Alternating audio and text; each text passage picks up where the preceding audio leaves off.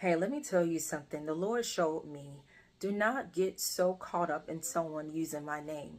He said, didn't I tell you to test the spirit to see if it's of me? He said, my nature will never be absent of my name, but my name can't be used absent of my nature.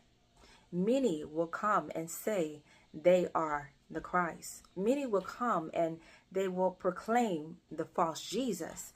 However, he said, my nature is not absent of my name, but my name can be used absent of my nature.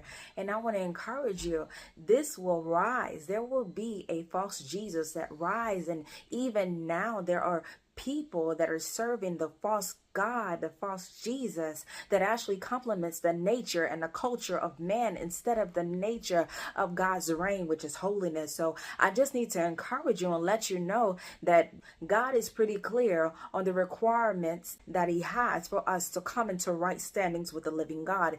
And he said to examine your ways, because in the way of God, there is a molding, there's a shaping into holiness. He said, anytime that you're following my name, you're following a way that has my name on it, but it's not influencing you to go in the way of God. It's not pruning you to come into a place of holiness. It's not cutting away from your sinful nature. Then God said, you're serving the false Jesus. You're serving the false God. It's not the real one. It's not the God of Abraham, Isaac, and Jacob. It's not the God that has promises. It's not the God that promised an inheritance for you. No, it's the false God, the little g God, the prince of this earth that's inspiring it, because he knows that, hey, if I can just give you what you want, I can keep you farther away from the truth.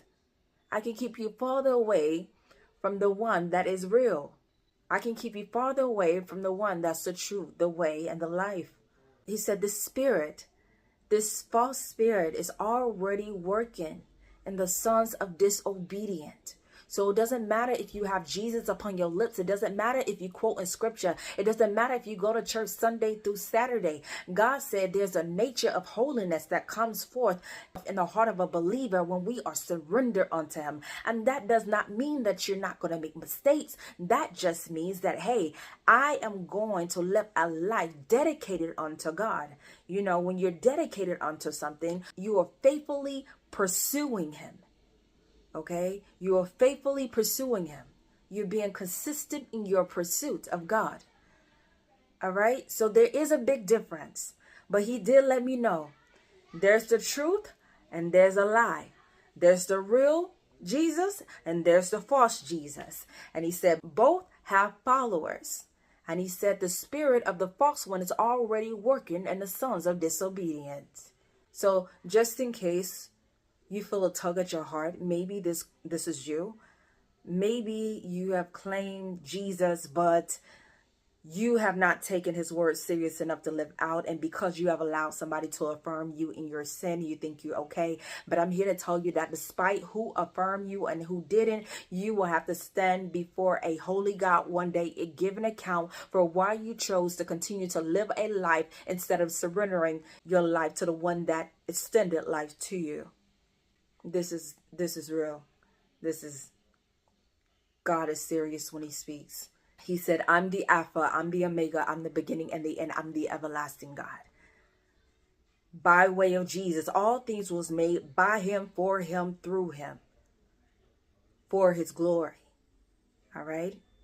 So even if you're serving him, I want to encourage you to remain in a place of humility, because he said many are falling away from the faith.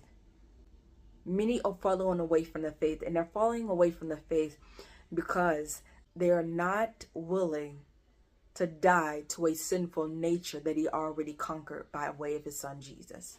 I say this again, the false Jesus that you will be seeing people proclaiming will always complement a sinful nature. Matter of fact, it affirms a sinful nature. But the true Jesus requires a dying to self that holiness may spring forth. For he said, be ye holy, for I'm holy. And that is the command to be the very thing that is in him, which means we got to choose to abide in him, that his word may abide in us, and that we may yield fruit, and fruit that will remain. All right. So that's it for today. Stay encouraged. Bye.